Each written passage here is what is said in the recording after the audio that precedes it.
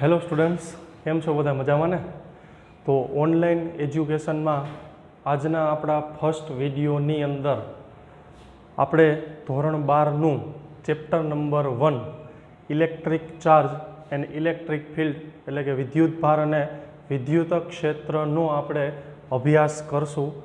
પરંતુ online education તમે બધાય ફર્સ્ટ ટાઈમ લઈ રહ્યા છો તો એના માટે ધ્યાનમાં રાખવા જેવી પેલી 4 બાબતો. પહેલું કે જ્યારે તમે ઓનલાઈન એજ્યુકેશન લેતા હોય એ દરમિયાન શાંત વાતાવરણમાં કોઈ પણ પ્રકારનું ડિસ્ટર્બન્સ ન હોય એવી જગ્યાએ જઈને જવું. બીજું, શક્ય હોય ત્યાં સુધી હેડફોન અથવા તો હેન્ડસ્ફ્રીનો જ ઉપયોગ કરવો. ત્રીજું, જ્યારે તમે ઓનલાઈન એજ્યુકેશન લેતા હોય એ દરમિયાન નોંધવા માટે તમારી નોટ્સ એનસીઆરટી અથવા તો કોઈ પણ પ્રકારની રેફરન્સ બુક સાથે રાખવી.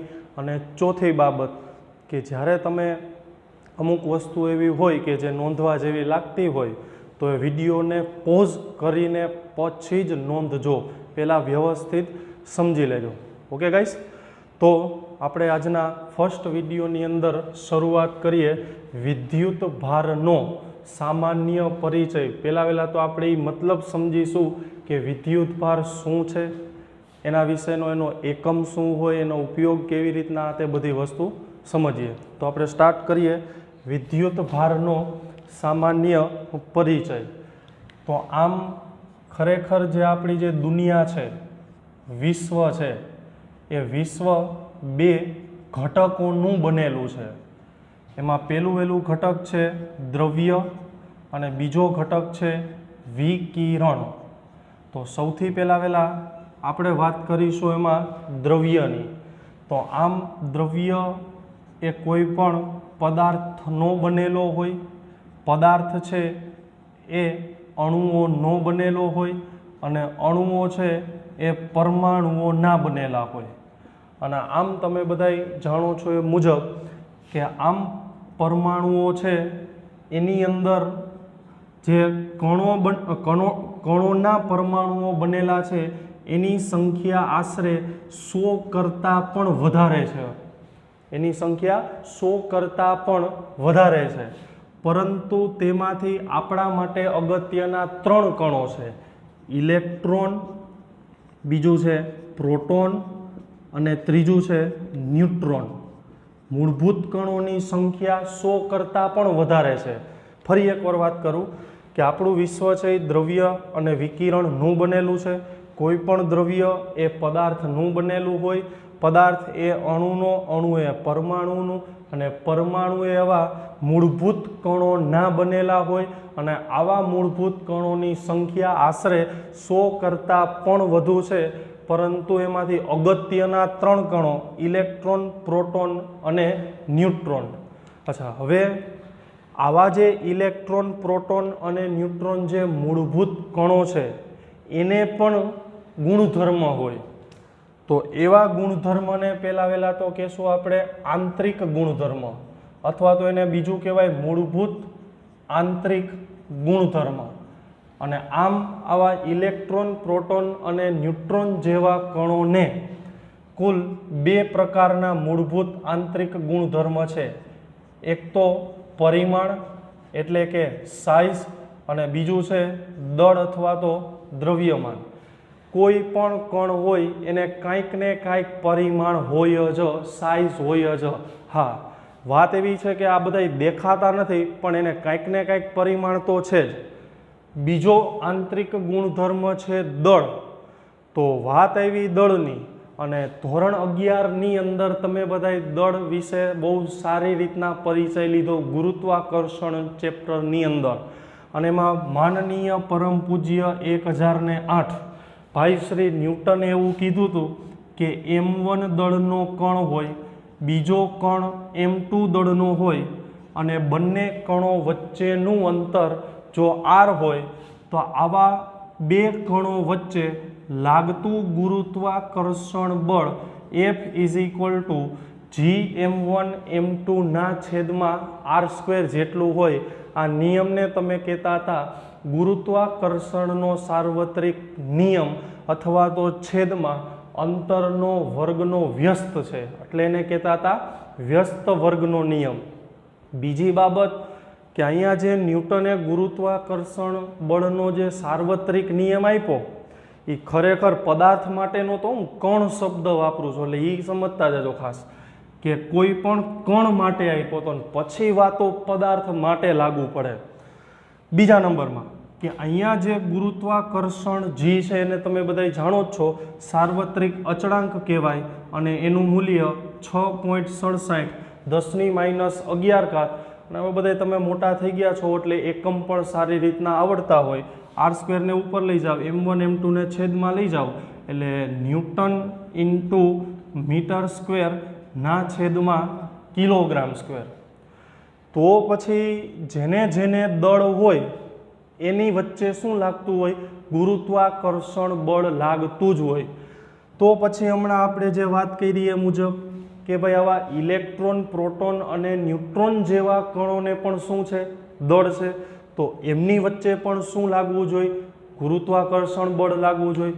તો પહેલાં તો આનો આપણે દળનો ડેટા જે ડાયરેક્ટલી આપણે યાદ રાખવાનો છે એની અંદર આપણે વાત કરીએ ઇલેક્ટ્રોનના દળની. તો આમ ઇલેક્ટ્રોનના દળને જો હું me વડે દર્શાવું તો એ ઇલેક્ટ્રોનનું દળ છે 9.1 ગુણ્યા 10⁻31 કિલોગ્રામ. વાત કરીએ પ્રોટોનના દળની. પ્રોટોનના દળને હું કહી દઉં છું MP, મેમ્બર ઓફ પાર્લામેન્ટનો કહેવાય, માસ ઓફ પ્રોટોન કહેવાય. તો એ છે 1.673 ઇન્ટુ 10⁻27 કિલોગ્રામ અને ન્યુટ્રોનનું દળ છે 1.675 ઇન્ટુ 10⁻27 કિલોગ્રામ. આ બધા દળના જે આંકડાઓ છે યાદ રાખવાના. તો અહીંયા તમે ધ્યાનથી જુઓ તો પ્રોટોન અને ન્યુટ્રોનના દળમાં આગળના જે 3 આંકડાઓ છે એની કિંમત એક્ઝેક્ટ છે. તો આપણે એવું કહી શકીએ કે ભાઈ પ્રોટોન અને ન્યુટ્રોનનું દળ એપ્રોક્સિમેટલી સરખું છે 1.67 10⁻27 કિલોગ્રામ. એક્ઝેક્ટ નથી. અહીંયા પાછળ ચોથો આંકડો જુઓ તો અહીંયા 3 છે અને અહીંયા 5 છે. આનો મતલબ એવો કહી શકાય કે ભાઈ પ્રોટોન કરતાં ન્યુટ્રોન સહેજ ભારે છે, જ્યારે એની સામે ઇલેક્ટ્રોનના દળની વાત કરો. આગળનો આંકડો સમજવા માટે ગોલી મારો. ઘાતની વાત કરો તો આ બે વચ્ચે ઘાતનો ડિફરન્સ જોવો જ છોકરાઓ કેટલાનો દેખાય છે? 10⁴ એટલે 10,000નો ને. અને એમાંથી નહીં મોટું કોણ? ઇલેક્ટ્રોન ને. ઘણાને એમ થાય સાહેબ 31 છે ને એટલે ઇલેક્ટ્રોન જ મોટું હોય, પણ આગળ ઈ તો જોવો માઇનસ આવે છે. એટલે ખરેખર મોટું કોણ કહેવાય? પ્રોટોન અને ન્યુટ્રોન. જ્યારે ઇલેક્ટ્રોન છે એ અતિશય નાનું કહેવાય. એનું દળની વાત કરું છું. કેટલું નાનું દળ કહેવાય? આશરે 10,000માં ભાગનું કહેવાય. તો વ્યાપક રીતે જો મારે આમ લખવું હોય તો આવી રીતના લખી શકાય કે પ્રોટોન અને ન્યુટ્રોનનું દળ એ ઇલેક્ટ્રોનના દળ કરતાં એપ્રોક્સિમેટલી 10,000 ગણું વધારે છે. વ્યાપક રીતે આમ લખાય. ક્લિયર થયું? તો પછી હમણાં આપણે વાત કરીએ મુજબ કે અહીંયા 2 કણો હતા m1 અને m2 દળના, એની વચ્ચેનું અંતર હતું r. તો એમની વચ્ચે આટલું ગુરુત્વાકર્ષણ બળ લાગે અને જેને જેને દળ હોય એને ગુરુત્વાકર્ષણ બળ લાગે. અને ઇલેક્ટ્રોન, પ્રોટોન અને ન્યુટ્રોનને આટલા દળ છે. તો પછી એક આપણે એક્ઝામ્પલ લઈએ. માની લ્યો કે અહીંયા એક ઇલેક્ટ્રોન છે અને અહીંયા બીજો ઇલેક્ટ્રોન છે. બે વચ્ચેનું અંતર રાખી દઉં દાખલા તરીકે 1 સેન્ટીમીટર. તો પછી મારે જો આમની વચ્ચે લાગતું ગુરુત્વાકર્ષણ બળ શોધવું હોય તો F gm1 m2 છેદમાં r². આ સૂત્રનો જો તમે ઉપયોગ કરશો તો g એટલે 6.67 10⁻11 me ઇન્ટુ me એટલે me² કરો તોય ચાલે. તો એનું દળ છે 9.1 10⁻31 એનો સ્ક્વેર છેદમાં 1 સેન્ટીમીટર છે એના મીટરમાં કન્વર્ટ કરશો એટલે 10⁻² એનો સ્ક્વેર. અને આ બધાયનું તમે સાદુરૂપ આપી અને કિંમત મેળવશો તો એ એપ્રોક્સિમેટલી આટલી મળશે 5.5 10⁻67 ન્યૂટન. આંકડો યાદ રહે તો પ્રયત્નો કરવાનો, બાકી કંઈ જરૂરિયાત નથી. તો કહેવાનો મતલબ એ કે જો તમે બે ઇલેક્ટ્રોનને એકબીજાથી 1 સેન્ટીમીટરના અંતરે રાખશો તો એમની વચ્ચે આટલું ગુરુત્વાકર્ષી બળ લાગશે. અને તમે બધા એ જાણો છો કે ગુરુત્વાકર્ષી બળ એ કેવા પ્રકારનું છે? આકર્ષી પ્રકારનું. તો આ બંને ઇલેક્ટ્રોન વચ્ચે શું લાગવું જોઈએ? આકર્ષણ. પરંતુ આ બધા જ મૂળભૂત કણોનો અભ્યાસ વૈજ્ઞાનિકો જ્યારે કરતા હતા ત્યારે આવા બે ઇલેક્ટ્રોનને નજીક રાખ્યા. ખરેખર લાગવું જોઈએ અપાકર્ષણ, આકર્ષણ, પરંતુ લાગતું તો શું એ બે વચ્ચે? અપાકર્ષણ. એટલે વૈજ્ઞાનિકોને બધાને આશ્ચર્ય થયું કે હારું ઇલેક્ટ્રોનની અંદર કાંઈક છે, શું છે એ હજી ખબર નહોતી. એટલું જ નહીં, જ્યારે બે પ્રોટોનિયાને નજીક રાખ્યા તો પણ એમની વચ્ચે શું લાગવું જોઈએ? આકર્ષણ. પણ એમની વચ્ચે લાગતું હતું શું? અપાકર્ષણ લાગતું હતું. તો ત્યારે એ સમયમાં વૈજ્ઞાનિકોને એવું થયું કે ભાઈ આ જે મૂળભૂત આંતરિક ગુણધર્મો છે આ બે, આ ઇલેક્ટ્રોન, પ્રોટોન અને ન્યુટ્રોનના, એ ખરેખર બે નથી, બે કરતાં વધારે છે. કારણ કે કેમ ખબર પડે? આ અપાકર્ષણને કારણે. અને આ મૂળભૂત આંતરિક ગુણધર્મ જે ત્રીજો આપ્યો, જે ત્રીજા નંબરનો મૂળભૂત આંતરિક ગુણધર્મ છે, એ સૌથી પહેલાં વહેલા 600 BC બિફોર ક્રિસ્ટ ગ્રીસમાં એક ભાઈ હતો જેનું નામ હતું Thales of Miletus. Thales of Miletus. શક્કરબાગના પ્રાણીનું નામ હોય એવું લાગે, પણ એ હતો આ ભાઈ વૈજ્ઞાનિક.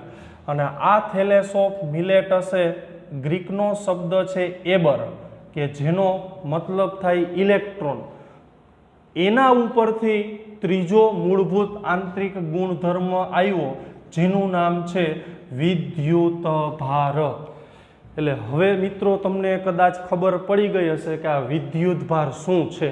તો કંઈ શું છે? મૂળભૂત આંતરિક ગુણધર્મ છે, બીજું કાંઈ નથી. તો પછી ઘણાને એમ થાય સાહેબ વિદ્યુત ભાર કોક અમને પૂછે તો અમારે કેવું હું? તો તમારે આવું જ કહેવાનું, મૂળભૂત આંતરિક ગુણધર્મ. આની કોઈ વ્યાખ્યાઓ ન હોય. જસ્ટ એક્ઝામ્પલ આપું, તમે દાખલા તરીકે લીંબુ ખાવ તો કેવું લાગે? ખાટું લાગે. તમને એમ પૂછે બોલો ખાટાની વ્યાખ્યા બોલો, તમે એમ કોઈ દી કહો અમને આવું ખાટું લાગ્યું એવું કહો છો? દાખલા તરીકે મરચું ખાવ તો કેવું લાગે? તીખું. તમને એમ પૂછે કોક તીખાની વ્યાખ્યા આપો તો તમે આમ કહો તો એને તીખું કહેવાય, નથી કહેતા ને? તો એ બધું ખાટું, તીખું, મીઠું, આ બધું શું છે? તો કે જે તે વસ્તુના મૂળભૂત આંતરિક ગુણધર્મ. અને જેને જેને મૂળભૂત આંતરિક ગુણધર્મ હોય તેને વ્યાખ્યા હોતી નથી. તો પછી આવા જે કોઈ પણ પદાર્થના જે ત્રણ મૂળભૂત આંતરિક ગુણધર્મ છે, પરિમાણ, દળ અને વિદ્યુત ભાર, આવા મૂળભૂત આંતરિક ગુણધર્મોને વ્યાખ્યાયિત કરી શકાતા નથી. ઓકે, ત્યારબાદ કેમેસ્ટ્રીની અંદર તમે એક નાનો એવો ટોપિક ભણી ગયા કે કોઈ પણ તત્વ હોય એને દર્શાવવા માટેની સંજ્ઞા પદ્ધતિ છે ZX સંજ્ઞા પદ્ધતિ. એને આવી રીતના પણ લખાય XZA અથવા તો XZA, બેમાંથી કોઈ પણ રીતે તમે લખો છો. જેમાં X એ જે તે તત્વની સંજ્ઞા છે, Z એ જે તે તત્વનો પરમાણુ ક્રમાંક છે કે જે ન્યુક્લિયસમાં રહેલા કુલ પ્રોટોનની સંખ્યા છે, એ છે એ જે તે તત્વનો પરમાણુ દળાંક છે, જે પરમાણુમાં રહેલા ન્યુક્લિયસમાં રહેલા કુલ પ્રોટોન અને કુલ ન્યુટ્રોનની સંખ્યા બતાવે. એક એક્ઝામ્પલ લઈએ, દાખલા તરીકે આપણે વાત કરીએ કાર્બનની. તો કાર્બન માટે આવું લખી શકાય C612. તો આનો મતલબ શું સમજવાનો? કાર્બનના ન્યુક્લિયસમાં કુલ પ્રોટોનની સંખ્યા કેટલી? 6 પ્રોટોન છે ને ટોટલ પરમાણુ દળાંક 12 છે, તો ન્યુટ્રોનની સંખ્યા પણ કેટલી કહેવાય? 6. અને કાર્બનનું જો વ્યાપક રીતે ચિત્ર તમે કેમેસ્ટ્રીમાં આવી રીતના બધા દોરો છો કે આ ન્યુક્લિયસ છે, ન્યુક્લિયસની અંદર ટોટલ આ 6 પ્રોટોન અને ન્યુક્લિયસની અંદર રહેલા ટોટલ 6 ન્યુટ્રોન, એની આસપાસ નિશ્ચિત એવી કક્ષામાં ચોક્કસ એવી ત્રિજ્યાના માર્ગે ઇલેક્ટ્રોન્સ બધાય ભ્રમણ કરતા હોય. હું સમજવા માટે ખાલી રેન્ડમલી ચિત્ર દોરું છું, એક્ઝેક્ટ કાંઈ કેમેસ્ટ્રી પ્રમાણે નથી દોરતો, ખાલી ઉદાહરણ આપવા માટે ખાલી સમજાવું છું. ઓકે, તો આ બધાય જે છે એ ઇલેક્ટ્રોન, આ ન્યુક્લિયસમાં રહેલા ધન વિદ્યુતભારિત પ્રોટોન અને આ ન્યુટ્રોન જે તમે બધાય જાણો છો.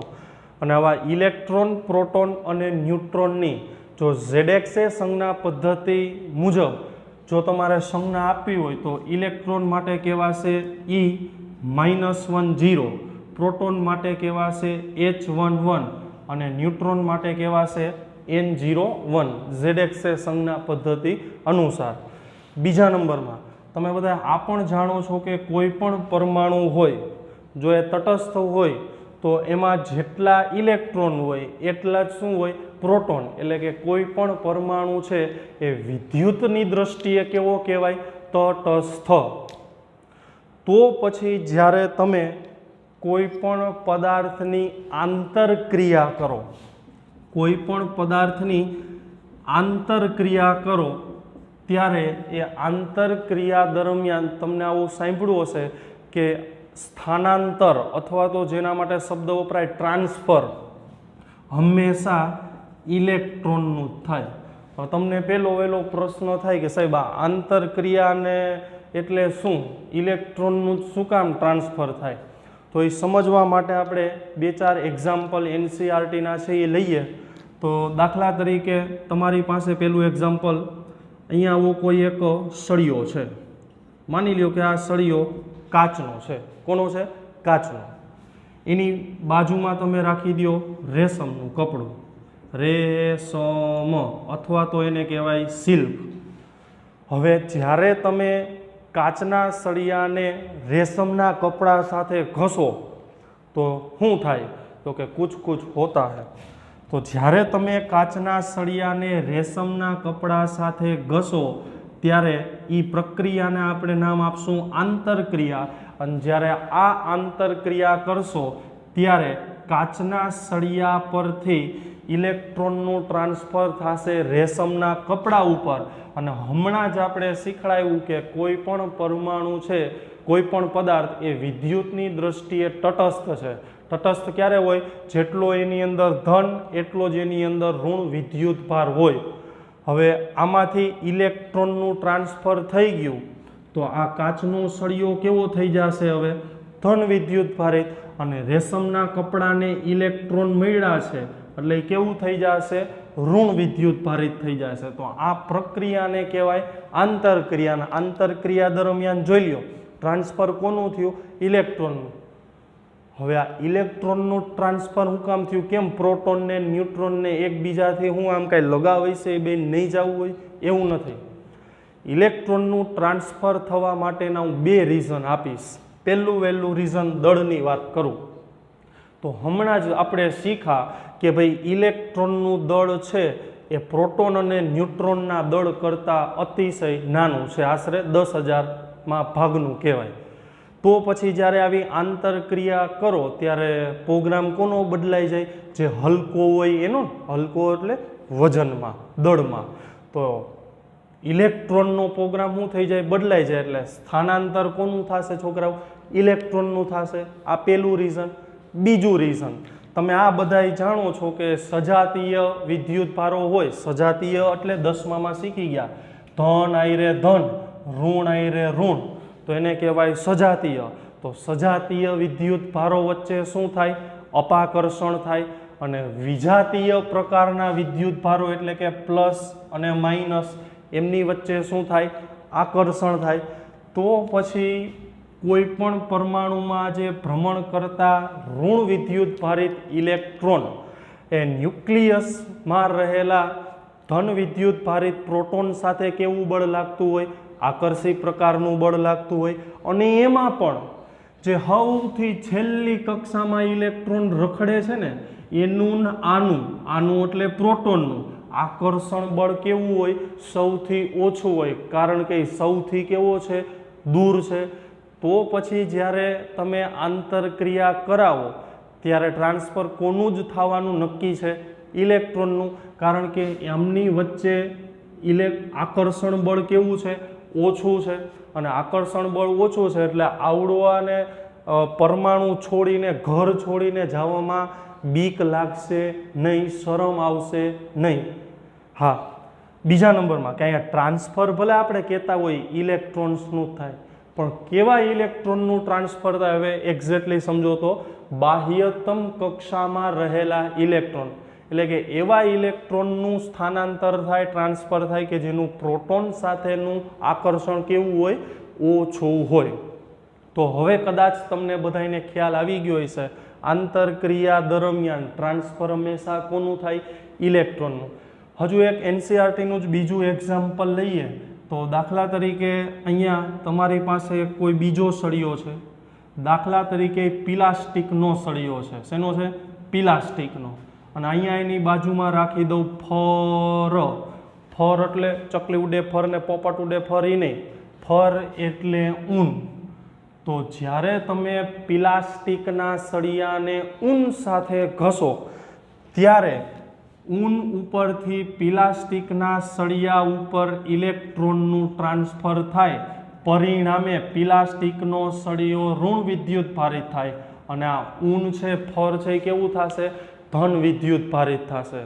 હવે તમને એમ થાય સારું આ બધી ખબર કેમ પડતી છે, તો એક એક્ઝામ્પલ, વ્યવહારિક એક્ઝામ્પલથી તમને કહું તો જ્યારે શિયાળો હોય ત્યારે તમે ઊનના ધાબળા ઓઢતા હોય, એ ઓઢતા જ્યારે તમારા નખ છે એ ધાબળા સાથે ઘસાય એટલે તણખા જેવું દેખાય. એ તણખો શું હોય, ઇલેક્ટ્રોનનું ટ્રાન્સફર હોય, એનાથી ભડકો ન થાય એટલે બીતા નહીં કોઈ. ત્રીજું એક્ઝામ્પલ તમારે એનસીઆરટીનું, દાખલા તરીકે અહીંયા કોઈ આવો દ્રઢ આધાર છે, દ્રઢ આધાર સાથે તમે એક અહીંયા આવી દોરી લટકાવી દો, એ દોરી સાથે તમે એક સળિયો લટકાવી દો. દાખલા તરીકે આ જે સળિયો તમે આધાર સાથે લટકાવો છો એ રેશમના કપડા સાથે ઘસેલ ધન વિદ્યુત ભારિત કાચનો સળિયો છે. સેમ એવી જ રીતના તમારે એક બીજો સળિયો લેવાનો, દાખલા તરીકે ફર સાથે ઘસેલ ઋણ વિદ્યુત ભારિત પ્લાસ્ટિકનો સળિયો રાખો. તો આ બંને સળિયાઓને જ્યારે એકબીજાની નજીક રાખો તો શું જોવા મળે, આકર્ષણ જોવા મળે. કારણ કે વિજાતીય પ્રકારના વિદ્યુત ભારો છે આ બે સળિયાઓ ઉપર, એટલે એમની વચ્ચે શું જોવા મળશે મિત્રો, આકર્ષણ. હજુ એક ચોથું એક્ઝામ્પલ આપેલું છે, દાખલા તરીકે અહીંયા એક દ્રઢ આધાર છે, એક દોરી, બીજી દોરી, એની છેડે એક આવી ગોળી છે, અહીંયા છેડે બીજી ગોળી છે. આ બંને ગોળીઓ બરુની છે. બરુ એટલે જેને આપણે કહીએ છીએ સિલ્ક, રેશમ. તો આ રેશમની ગોળીઓ છે, આ રેશમની ગોળીઓની બે ગોળીઓની વચ્ચે માની લ્યો કે અહીંયા તમે ધન વિદ્યુત ભારિત કાચનો સળિયો અથવા તો ઋણ વિદ્યુત ભારિત પ્લાસ્ટિકનો સળિયો રાખો તો શું થાય, તો કે બરુની ગોળીમાં રહેલા ધન વિદ્યુત ભારો એ આ કાચના સળિયા પરના ધન વિદ્યુત ભારો વચ્ચે શું થાય, અપાકર્ષણ થાય. અથવા તો આમ પણ વિચારી શકો કે અહીંયા જે કાચનો પ્લાસ્ટિકનો સળિયો લઈ લો તમે ઋણ વિદ્યુત ભારિત, અને એને જો તમે બરુની ગોળીની નજીક રાખો, અડાડી નથી દેવાનો, તો પણ એમની વચ્ચે શું થાય મિત્રો, અપાકર્ષણ જ થાય. પરંતુ જો તમે આવું કર્યું હોત કે એક બરુની ગોળીની નજીક તમે ધન વિદ્યુત ભારિત કાચનો સળિયો અને બીજી ગોળીની નજીક ઋણ વિદ્યુત ભારિત પ્લાસ્ટિકના સળિયાને નજીક રાખો, તો પછી હવે આ બે બરુની ગોળીઓ વચ્ચે શું જોવા મળે, આકર્ષણ. તો આપણે જે અભ્યાસ કરીએ છીએ મૂળભૂત આંતરિક ગુણધર્મોનો, એમાંય ખાસ કરીને વિદ્યુત ભારનો, તો વૈજ્ઞાનિકો જ્યારે આટલા બધા પ્રયોગો કર્યા, ઓબ્ઝર્વેશન કર્યું અને ફાઇનલી એવા નિર્ણય પર આવ્યા કે કોઈ પણ પદાર્થ હોય એને 3 પ્રકારના મૂળભૂત આંતરિક ગુણધર્મ જન્મતા વેત જ આવી જાય છે. પહેલો ગુણધર્મ છે પરિમાણ, બીજું છે દળ અને ત્રીજું છે વિદ્યુત ભાર. અને આવા બધા જ પ્રયોગો પરથી વૈજ્ઞાનિકો એવા નિર્ણય ઉપર આવ્યા કે ભાઈ કોઈ પણ પદાર્થનો જે ત્રીજો મૂળભૂત આંતરિક ગુણધર્મ છે વિદ્યુત ભાર, એના બે પ્રકાર હોય, ધન વિદ્યુતભાર અને ઋણ વિદ્યુતભાર. જો સજાતીય પ્રકારના વિદ્યુતભારો હોય તો એમની વચ્ચે અપાકર્ષણ લાગે, વિજાતીય પ્રકારના વિદ્યુતભારો હોય તો એમની વચ્ચે આકર્ષણ લાગે. આ સિવાય હજુ એક પરમ પૂજ્ય ધર્મ ધુરંધર 1008 બેન્જામિન હાલો બેન્જો નો વગાડતો એવું લાગે, ફ્રેન્કલિન આ ભાઈએ એવું કીધું કે ભાઈ કોઈ પણ પદાર્થ પર ભલે વિદ્યુતભાર હોય, એ ધન હોય કે ઋણ હોય, પરંતુ વિદ્યુતભારની માથે એવો સિક્કો મારેલો ન હોય, લખેલું ન હોય કે આ જ ધન છે આ જ ઋણ છે. સરળતા માટે અભ્યાસ કરી શકાય અને સમજી શકાય એટલા માટેથી જ એને ધન અને ઋણ નામ આપવામાં આવ્યું છે. બાકી એની અંદર ધન જેવું કશું હોતું નથી અને ઋણ જેવું કશું હોતું નથી. આવું કોને કીધું? અત્યારે મેં કીધું, પણ મારી પહેલાં કોને કીધું? બેન્જામિન ફ્રેન્કલિને કીધું. બીજું શું કીધું કે ભાઈ કોઈ પણ પદાર્થ પર જેટલો ટોટલ ધન વિદ્યુતભાર હોય એટલો જ જો ઋણ વિદ્યુતભાર હોય તો એ પદાર્થ ઉપર પરિણામી વિદ્યુતભારનું મૂલ્ય શૂન્ય કહેવાય. માટે તે પદાર્થ વિદ્યુતભારની દ્રષ્ટિએ તટસ્થ ગણાય. શું કીધું? બે બાબતો કીધી, ખ્યાલ આવી? ખરેખર વિદ્યુતભારની અંદર ધન અને ઋણ જેવું કશું હોતું નથી. ઓળખવા માટે ધન અને ઋણ વડે ઓળખવામાં આવે છે. બીજું, કોઈ પણ પદાર્થની અંદર જેટલો ધન વિદ્યુતભાર એટલો જ ઋણ વિદ્યુતભાર હોય તો એ પદાર્થ વિદ્યુતભારની દ્રષ્ટિએ કેવો ગણાય? તટસ્થ ગણાય. બીજું, વિદ્યુતભારને દર્શાવવા માટેની વ્યાપક સંજ્ઞા છે કાં કેપિટલ ક્યુ કાં ફેશનવાળો સ્મોલ ક્યુ.